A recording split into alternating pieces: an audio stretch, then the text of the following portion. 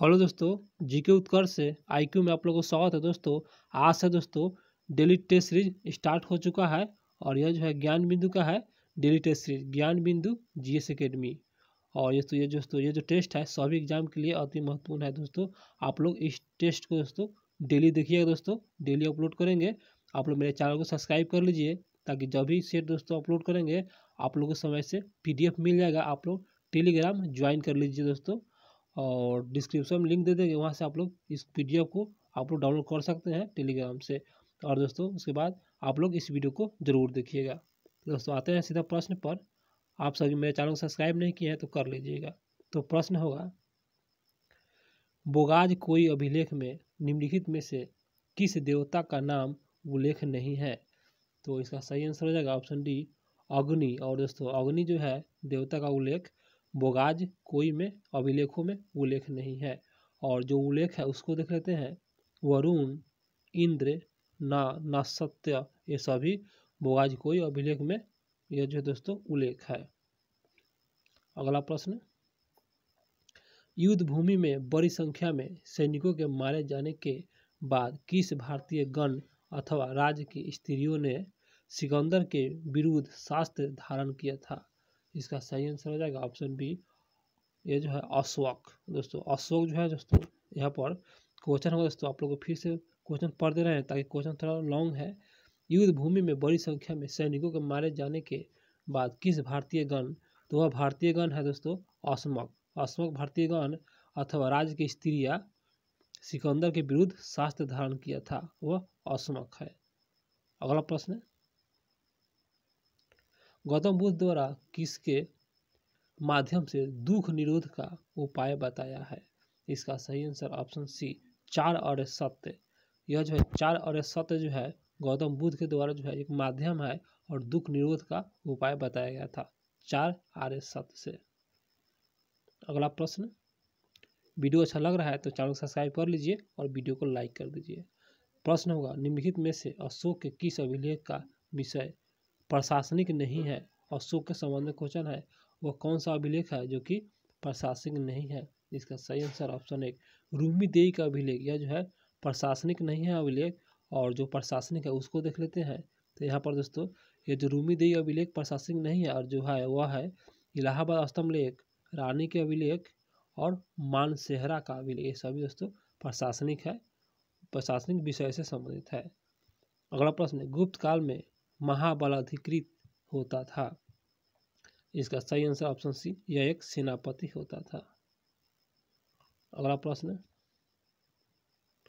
निम्नलिखित में से किस साहित्य की रचना शाहजहां के समय नहीं हुआ था? तो इसका सही आंसर ऑप्शन एक, फतुहात आलमगीरी। यह जो है शाहजहां के समय नहीं हुआ था। जो हुआ था वह बादशाहनामा और पादशाहनामा, ये सभी दोस्तों शाहजहां के कार्यकाल में हुए थे। अगला प्रश्न, किस सल्तनकालीन शासक का उपनाम जौना खा है? इसका सही आंसर ऑप्शन बी, मोहम्मद बिन तुगलक। और मोहम्मद तुगलक जो है यह जो है ये उपनाम है जौना खा, याद रखिएगा मोहम्मद बिन तुगलक। अगला प्रश्न, दुरई सराय की संधि का संबंध बताना है। इसका सही आंसर ऑप्शन डी, मराठा समाज से संबंधित है। अगला प्रश्न है, सिराजुआ का युद्ध किनके बीच हुआ था? इसका सही आंसर ऑप्शन बी, ऑस्ट्रिया और प्रासा के बीच सिराजुआ का युद्ध हुआ था। आप लोग याद रखिएगा। अगला प्रश्न है, दुबला हाली प्रथा का संबंध किससे था? इसका सही आंसर ऑप्शन सी, बंधुआ मजदूर से दुबला हाली प्रथा का संबंध था। अगला प्रश्न है, निम्नलिखित में से किस आंदोलन का संबंध दलित सुधार से नहीं है? इसका सही आंसर ऑप्शन डी, तारकेश्वर आंदोलन, जो कि यह जो है दलित सुधार से नहीं है। और सत्य शोधन समाज यह दलित आंदोलन से संबंधित है, अर्थात दलित सुधार से संबंधित है। वाइकम सत्याग्रह ये भी है, और आत्म सम्मान आंदोलन, ये सभी दोस्तों दलित सुधार से संबंधित है, ये सभी आंदोलन। अगला प्रश्न है, वीडियो को दोस्तों लाइक कर दीजिए अभी तक नहीं किए हैं तो। प्रश्न है, निम्नलिखित में से किस विकल्प का संबंध लॉर्ड चेम्सफोर्ड से नहीं है? इसका सही आंसर ऑप्शन बी, केरल का मोपला विद्रोह जो है लॉर्ड चेम्सफोर्ड से नहीं है। और प्रांतों में द्वैत शासन का प्रारंभ यह लॉर्ड चेम्सफोर्ड से है। असहयोग आंदोलन का शुरुआत ये भी जो हुआ था लॉर्ड चेम्सफोर्ड के ही समय हुआ था। इस प्रकार जो गलत का चुना था इसका आंसर बी जो कि गलत है। अगला प्रश्न, निम्नलिखित में से कौन सा विकल्प सत्य है और सत्य को ही चुनना है। इसका आंसर एक सोम प्रसाद जो कि यह जो है द्वारकनाथ विद्याभूषण ये जो है सही है और यहाँ पर दोस्तों सही को ही चुना था। अगला प्रश्न है पढ़ाते हैं 14 नंबर क्वेश्चन, कांग्रेस के किस आंदोलन के दौरान कांग्रेस के दूसरा विभाजन, तो कांग्रेस का दूसरा विभाजन इसका सही आंसर ऑप्शन बी 1918 विशेष अधिवेशन मुंबई में हुआ था, आयोजन हुआ था जो कि 1918 में हुआ था। अगला प्रश्न 15 नंबर प्रश्न, स्वतंत्रता आंदोलन के दौरान शाही नौसेना विद्रोह जो है दोस्तों 8 यहाँ पर दोस्तों 23 फरवरी 1946 को आत्मसमर्पण का सलाह किस भारतीय राजनेता द्वारा किया गया। इसका सही आंसर हो जाएगा ऑप्शन डी। ए और सी दोनों सही है। तो मोहम्मद अली जिन्ना और सी में दोस्तों सरदार पटेल ये दोनों दोस्तों ये जो है स्वतंत्रता के दौरान शाही नौसेना विद्रोह जो हुआ था वह थोड़ा सा पेज को जूम करेंगे ताकि आप लोगों को समझ में आ जाए। और यहाँ पर दोस्तों स्वतंत्रता आंदोलन के दौरान शाही नौसेना विद्रोह जो हुआ था वह 23 फरवरी 1940 को आत्मसमर्पण का सलाह किस भारतीय राजनेता ने द्वारा दिया गया था। सलाह यह जो है सलाह दिया गया था मोहम्मद अली जिन्ना द्वारा दिया गया था और सरदार पटेल द्वारा दिया गया था। बहुत फेमस क्वेश्चन है, आप लोग इस क्वेश्चन को याद रखें। अगला प्रश्न, निम्नलिखित में से किस अधिनियम के तहत केंद्रीय विधान परिषद में सरकारी सदस्यों के बहुमत की व्यवस्था रखी गई। तो प्रांतीय विधान परिषद में गैर सरकारी सदस्यों के बहुमत की व्यवस्था किया गया था। तो जो है किस अधिनियम के तहत, इसका सही आंसर ऑप्शन एक मार्ले मिंटो सुधार 1909 के तहत। अगला प्रश्न आते हैं 17 नंबर क्वेश्चन, मंत्रिमंडलीय प्रणाली किस देश के संविधान से ग्रहण किया गया है। इसका सही आंसर ऑप्शन सी ब्रिटेन के संविधान से ग्रहण किया गया है। दोस्तों डेली सेट रिवीजन जरूर कीजिएगा दोस्तों, क्योंकि दोस्तों सेट रिवीजन करने से हर क्वेश्चन का डाउट क्लियर हो जाता है। तो प्रश्न पाते हैं, निम्नलिखित में से कौन सा संज्ञानात्मक शासन प्रणाली लक्षण नहीं है। लक्षण इसका आंसर बी जो कि यह जो है संज्ञानात्मक शासन प्रणाली का लक्षण नहीं है और लिखित संविधान यह जो है संज्ञानात्मक शासन प्रणाली का लक्षण है और स्वतंत्र न्यायपालिका ये भी है और केंद्र एवं राज्य के बीच शक्तियों का स्पष्ट विभाजन ये सभी है। और यहाँ पर गलत का चुना था, इसका आंसर बी जो कि गलत है अर्थात गलत है। अगला प्रश्न, किस संविधान संशोधन के तहत पंजाब को विभाजित कर हरियाणा का निर्माण किया गया था। पंजाब को विभाजित कर दिया गया था और हरियाणा को निर्माण कर दिया गया था। इसके अंदर सी 18वां संविधान संशोधन के तहत पंजाब को विभाजित कर हरियाणा का निर्माण किया गया था। 18 याद रखिएगा, 18वां संविधान संशोधन। अगला प्रश्न है, भारतीय राष्ट्रीय ध्वज के रंग और उसके मध्य में चक्र के महत्व का यथेष्ट वर्णन किसके द्वारा किया गया था। तो दोस्तों वह जो विद्वान है इसका आंसर एक सर्वपल्ली राधाकृष्णन द्वारा यह वर्णन किया गया था। और मध्य में चक्र का जो महत्व है यथेष्ट का वर्णन जो चक्र के बारे में दर्शाया गया है उसका जो वर्णन किया था सर्वपल्ली राधाकृष्णन द्वारा किया गया था। अगला प्रश्न 21 नंबर क्वेश्चन। दोस्तों इसमें जो भी क्वेश्चन है वेरी वेरी इंपॉर्टेंट है एग्जाम की दृष्टि से। प्रश्न है, अनुच्छेद 359 राष्ट्रपति को शक्ति प्रदान करता है। 359 इसका सही आंसर ऑप्शन बी मूल अधिकारों का निलंबन से संबंधित है अनुच्छेद 359। आश्रय का अधिकार किस अनुच्छेद के अंतर्गत मौलिक अधिकार है। आश्रय इसका सही आंसर ऑप्शन सी अनुच्छेद दोस्तों यह जो है अनुच्छेद 21 के तहत आश्रय का अधिकार और यह जो है मौलिक अधिकार के अंतर्गत आता है। अगला प्रश्न, निम्नलिखित में से भारत के संविधान किसमें पर्यावरण संरक्षण संवर्धन वन जीव सुरक्षा के प्रावधान निहित है। तो संविधान किस भारत के संविधान के किस में, तो यह जो है यह वर्णित है। इसका सही आंसर हो जाएगा ऑप्शन सी ए और बी। तो राजनीति निर्देशक तत्व में वर्णित है और मूल कर्तव्य में वर्णित है, ये दोनों है जो इस दोनों में निहित है। अगला प्रश्न 24 नंबर प्रश्न, निम्नलिखित में से कौन सा राष्ट्रपति को निर्वाचन मंडल का हिस्सा नहीं है। इसका सही answer option C Jammu Kashmir विधानसभा के निर्वाचन मंडल जम्मू कश्मीर के विधानसभा के निर्वाचन सदस्य जो होते हैं यह जो है राष्ट्रपति के निर्वाचन मंडल के हिस्सा नहीं होते हैं। जम्मू कश्मीर विधानसभा के निर्वाचन सदस्य नहीं शामिल होते हैं। और जो दिल्ली पुडुचेरी विधानसभा के निर्वाचित सदस्य दोस्तों यहाँ पर देखिएगा यहाँ पर निर्वाचित सदस्य होना चाहिए। दिल्ली पुडुचेरी विधानसभा के निर्वाचित सदस्य राष्ट्रपति के निर्वाचन मंडल में शामिल होते हैं और संसद के निर्वाचित सदस्य, तो यहाँ पर लोकसभा और राज्यसभा के जो सदस्य होते हैं निर्वाचित सदस्य भाग लेते हैं। इस प्रकार ए और बी दोस्तों सही है और ये जो सी जो है दोस्तों गलत है। अगला प्रश्न पाते हैं 25 नंबर क्वेश्चन।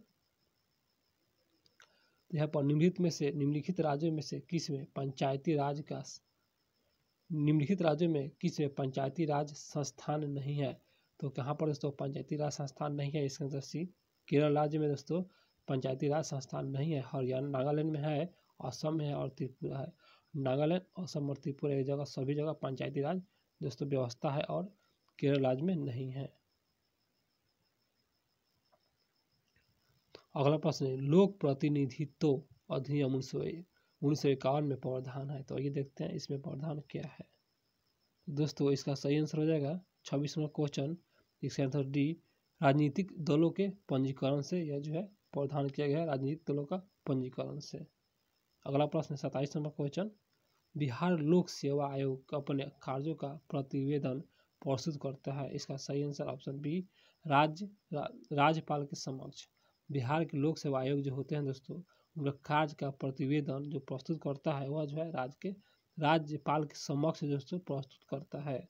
जो लोक सेवा आयोग के जो अपने कार्यों का प्रतिवेदन जो प्रस्तुत करता है राज्यपाल के समक्ष ही प्रस्तुत करते हैं दोस्तों। इस क्वेश्चन को याद रखिए, बहुत फेमस क्वेश्चन है।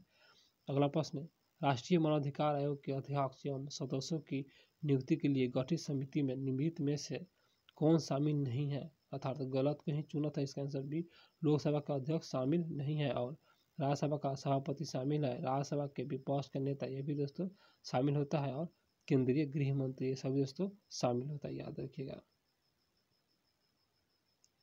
अगला प्रश्न पाते हैं दोस्तों 29 नंबर क्वेश्चन,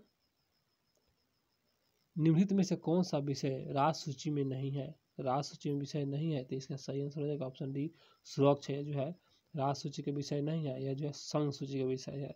कृषि, सिंचाई और जेल दोस्तों ये सभी राज सूची का विषय है। आप लोग को रिपीट करा दे रहे हैं फिर, कृषि, जेल और सिंचाई राज सूची के अंतर्गत है। प्रश्न है निम्नलिखित में से कौन सा पदाधिकारी महान्यवादी के समक्ष पद धारण करता है? तो कौन सा पदाधिकारी है?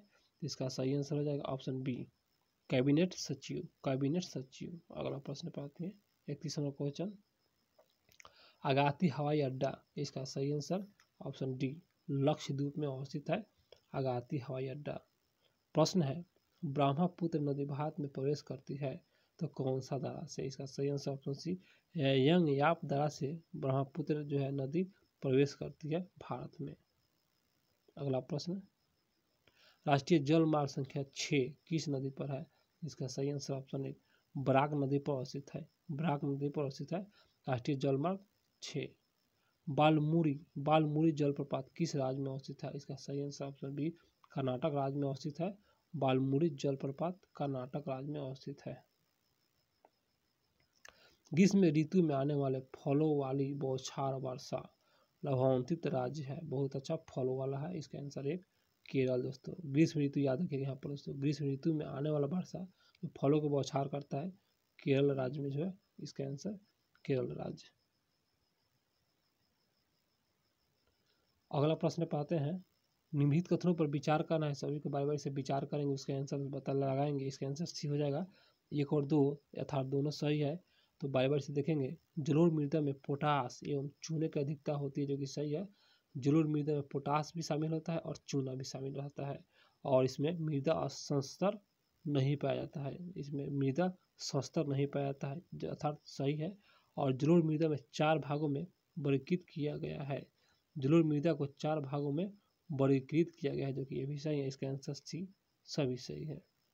अगला प्रश्न, उष्ण कटिबंधीय सदाबहार वनस्पतियों का घर कहा जाता है, बहुत फेमस क्वेश्चन है, इसका आंसर अंडमान निकोबार को कहा जाता है। उष्ण कटिबंधीय सदाबहार वनस्पति का घर अंडमान निकोबार को कहा जाता है। मैक्रोनो कौन सी फसल की किस्म है? इसका सही आंसर ऑप्शन डी गेहूं का किस्म है, बिल्कुल आसान है। मैक्रोनी है गेहूं का किस्म है। अगला प्रश्न, भारत में पशु गणना आयोजन कहाँ होती है? तो यहाँ पर दोस्तों दोस्तों क्वेश्चन जो कह रहा है ना कि भारत में पशु की गणना आयोजित होती है प्रत्येक कितने वर्ष पर? इसका सही आंसर ऑप्शन डी, प्रत्येक 7 वर्ष पर भारत में पशु की गणना जो होता है 7 वर्ष के अंतराल पर देखने को मिलते हैं। प्रश्न है, पश्मीना ऊन की प्राप्ति होती है? इसका सही आंसर ऑप्शन सी, बकरी से प्राप्ति होती है। पश्मीना ऊन की प्राप्ति बकरी से होता है। अगला प्रश्न, ईगल नेस्ट वन्य जीव अभ्यारण्य जो कि कहाँ अवस्थित है? इसका आंसर बी, अरुणाचल प्रदेश राज्य में अवस्थित है ईगल नेस्ट वन्य जीव अभ्यारण्य। अगला प्रश्न है, निम्नलिखित में से कौन सा गर्म जलधारा प्रशांत महासागर की है? इसका सही आंसर ऑप्शन बी, सुषमा जलधारा जो कि जो है प्रशांत महासागर के जलधारा है। अगला प्रश्न पढ़ते हैं 43 नंबर क्वेश्चन पर दोस्तों। अगला प्रश्न है, दस्त ए काबीर तथा दस्त ए लूट यह मरुस्थल किस देश में है? इसका सही आंसर ऑप्शन है ईरान में अवस्थित है यह मरुस्थल। अगला प्रश्न है, सप्तकोशिया बाघ अभ्यारण्य किस राज्य में अवस्थित है? इसका आंसर डी, उड़ीसा राज्य में अवस्थित है सप्तकोशिया बाघ अभ्यारण्य। यहाँ पर दोस्तों प्रश्न है, पाखू पीला किस राज्य के लोक नृत्य है? इसका सही आंसर ऑप्शन सी, मिजोरम का लोक नृत्य है पाखू पीला। विश्व मधुमेह दिवस किस तिथि को मनाया जाता है? इसका सही आंसर ऑप्शन बी, 14 नवंबर को मनाया जाता है विश्व मधुमेह दिवस, याद रखने का प्रयास करेंगे। अगला प्रश्न, भारत सरकार द्वारा डिजिटल रेडियो लॉन्च करने का लक्ष्य? इसका सही आंसर ऑप्शन डी, 2024 तक दोस्तों यह लक्ष्य रखा गया है, डिजिटल रेडियो लॉन्च किया जाएगा भारत सरकार द्वारा और 2024 तक यह लक्ष्य रखा गया है। अगला प्रश्न, संयुक्त राष्ट्र संघ द्वारा किस वर्ष शांति और विकास के हेतु अंतर्राष्ट्रीय वर्षा घोषित किया गया है? संयुक्त राष्ट्र संघ द्वारा, इसका सही आंसर ऑप्शन बी, 2021 याद रखिएगा। और किस वर्ष शांति और विकास के हेतु अंतर्राष्ट्रीय वर्ष घोषित किया गया था? 2021।